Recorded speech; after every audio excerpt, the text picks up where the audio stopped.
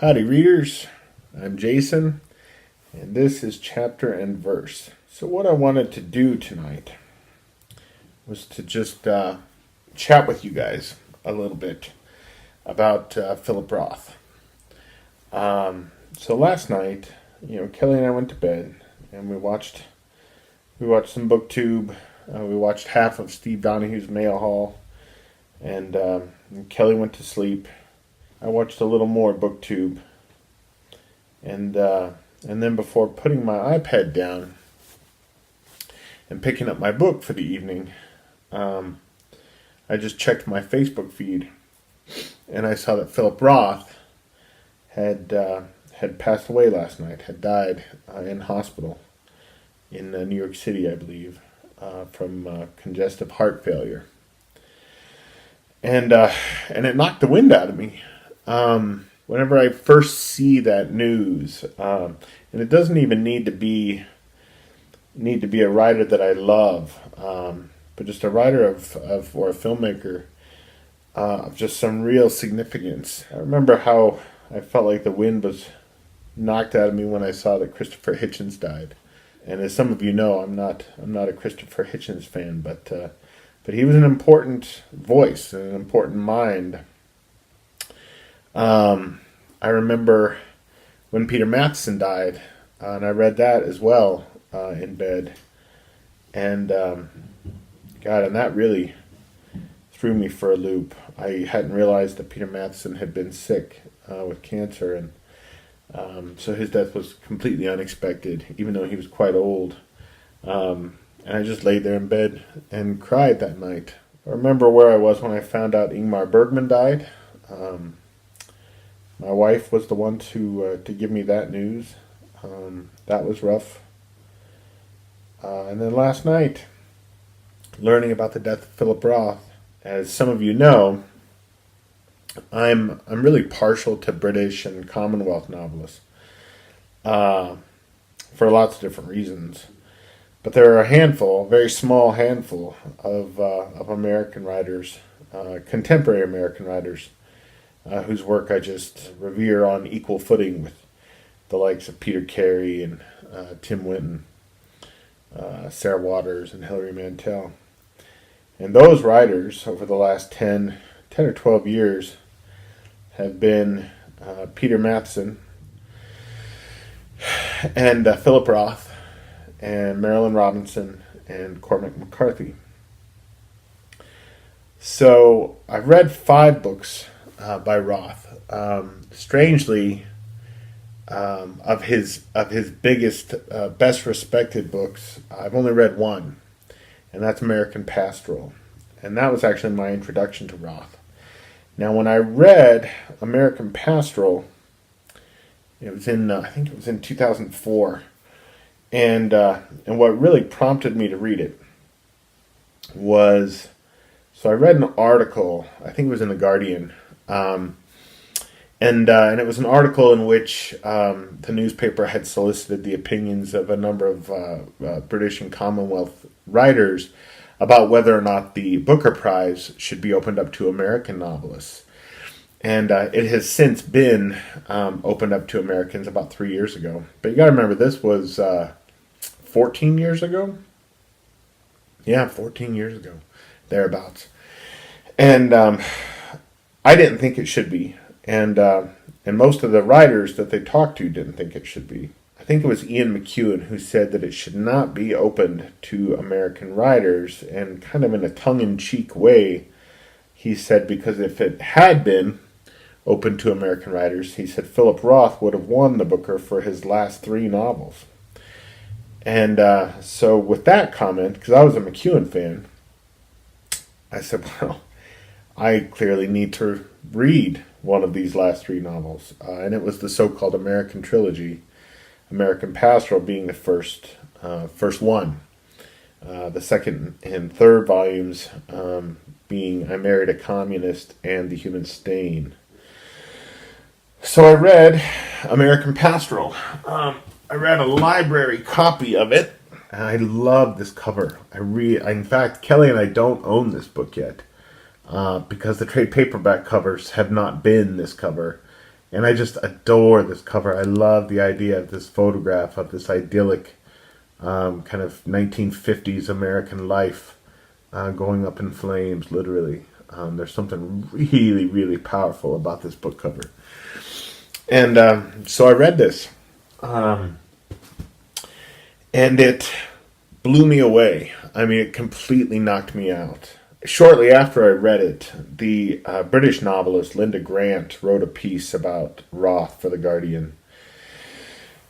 And in that article or column that she wrote, she talked about how invariably she'll be reading one of his novels. And even though she is one of the many people who believe that there's a kind of streak or a strain of misogyny in Philip Roth's novels, she can't help but love them.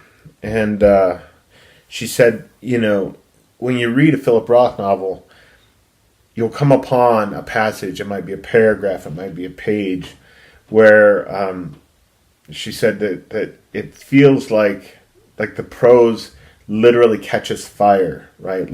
Like he's put a match to a boiler with his writing, and it's literally catching fire beneath your eyes. And when I read that in her article, I was like, oh my God, that is exactly how I felt about the Johnny Appleseed section in American Pastoral. And so I tracked down her email, Linda Grant's email, and I wrote her an email thanking her for what she had written about Roth, and letting her know that I felt exactly the same way. And she got back to me, and we had just a very brief exchange about our conflicted feelings about America, particularly at that time. Well, hello, Blue. Mine and Kelly's kitty cat has come in to say hi for the first time in a video. Hello. Come on. Come here. Where was I? Oh, yes. So we had this brief exchange about how conflicted we felt about America and American identity, particularly at that time. Remember, this is 2004. Hello, little guy. Can you say hi? Come here.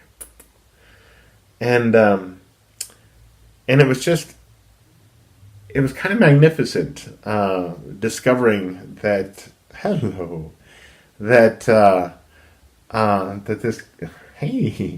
this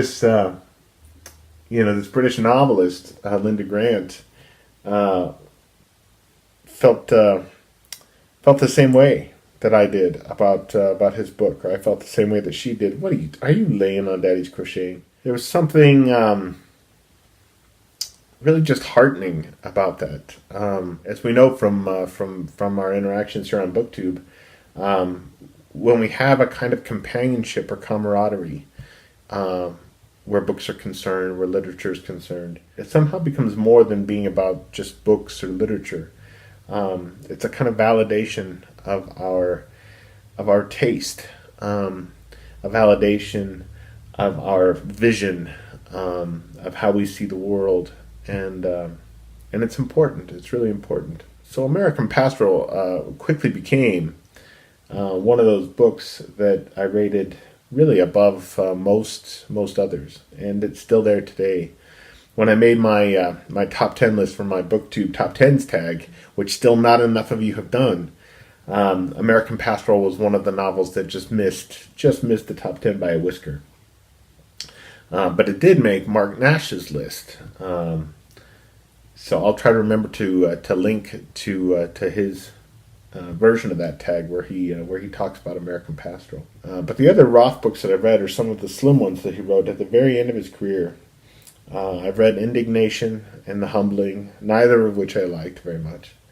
But I also read Exit Ghost, which really kind of knocked my socks off. We read that in my book club.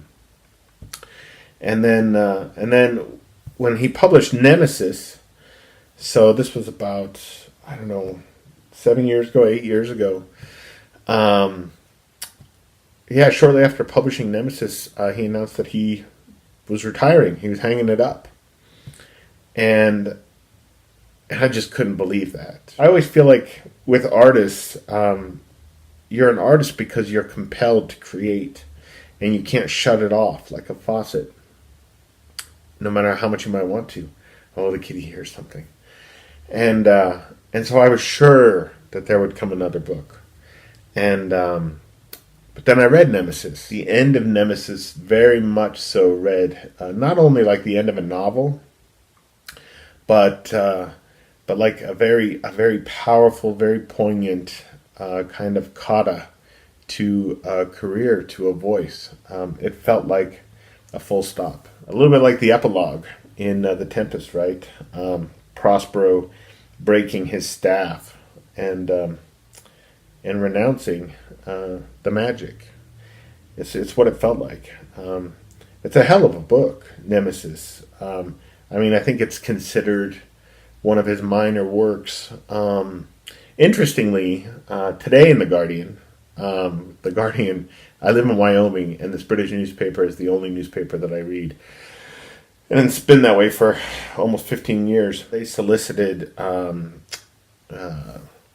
views, the opinions of writers and Guardian staff on the works of Philip Roth. And Linda Grant, who I mentioned before, who I had that brief correspondence with, she wrote a really lovely paragraph or two about Nemesis, and said that even though it's not one of his really truly great works, and even though it's his last work, it feels very much like the beginning of Roth and the summation of Roth in miniature.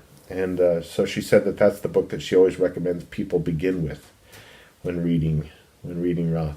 What are you doing? What are you doing? He was a titan. He's going to be missed. He's definitely going to be missed. In a recent video, Steve Donahue was talking about, I think he was talking about Saul Bellow, and about how Bellow's reputation has waned since his death. And a lot of people predicted that the same would happen to John Updike, and it has. And Steve Donahue talked about how, this was maybe 2 weeks ago, how he felt like a similar thing was probably going to happen to Roth after his death. And it remains to be seen. I mean, who knows? In some ways, I feel like the culture is primed to let Roth's novels slip into obscurity. I mean, after all, he was a novelist who, even by his admirers, was accused of misogyny in his work, and in the world of Me Too and kind of finally equaling of the scales, it could be that his books are going to suffer a blow. But on the other hand, Roth's novels are very much about American identity and how malleable it is, and how it shifts, and how friable it is. And if ever America was in need of writers who understand what it's like to constantly make and remake American identity, that time is now, and it's not going to go away. So who knows? Maybe Roth is going to last in a way that Bellow and Updike really haven't. But time will tell, I guess. Yeah, just a few thoughts on Philip Roth. I'm glad you guys finally got to meet Blue. Strangely, he is not the Blue who this channel is named after. You guys will meet that other Blue, old Blue, at some point in the future. But I'll leave it there. And I'll see you again before you know it. Good night, everybody.